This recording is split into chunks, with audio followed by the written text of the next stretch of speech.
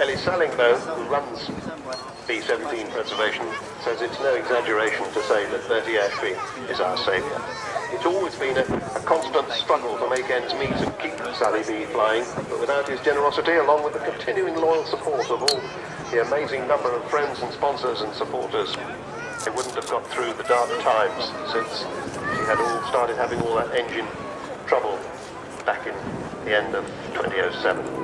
It's wonderful to see her back in the air again. Bertie's been made an honorary member of the Sally B team. He's got his own personalised team jacket, and he it was who unveiled the new Roll of Honour panel on the aircraft's fuselage, which included his own name in recognition of his outstanding gesture.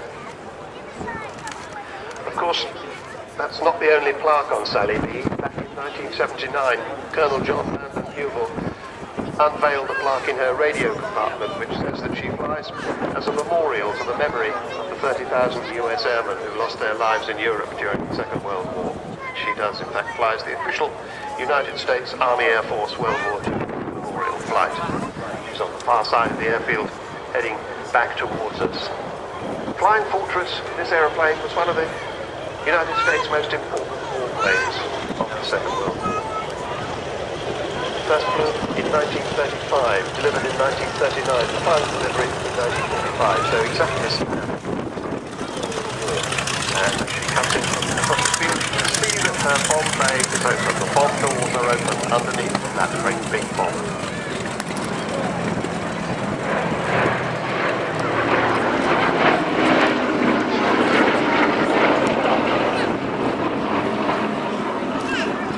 Model of this aircraft became the primary offensive weapon of the US 8th Air Force in England. Three years of day's strategic bombing in Europe started in August 1942. Because of course the Americans flew during the day, the Brits flew during the night. And that's why this aircraft became a flying fortress. An extraordinary amount of armament on board. 13.50 half-inch caliber Browning machine guns. A chin turret under the front of the aircraft, a dorsal turret under the middle of the fuselage, ball and tail turrets, dorsal turret, ball and tail turrets, and in the radio compartment in each waist position, machine guns all over the place. A normal bomb load, about 6,000 pounds, but could be maxed up to double that.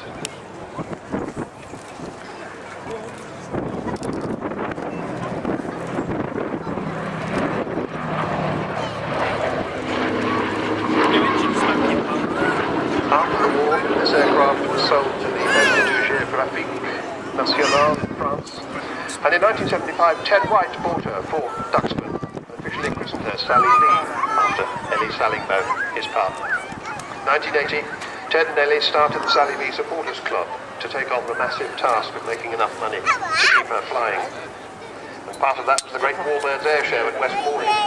But before the first show could happen, Ted White was killed in an accident to his Harvard.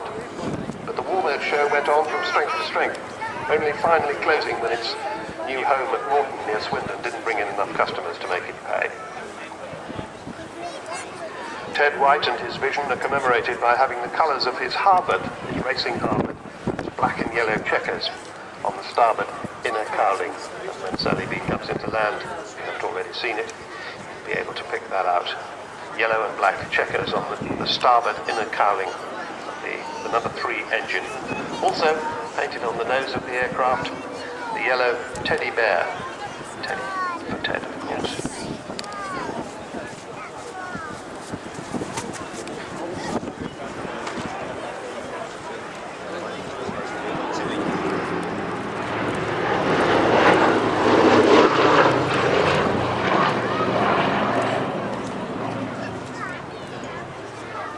A sight only too common, smoking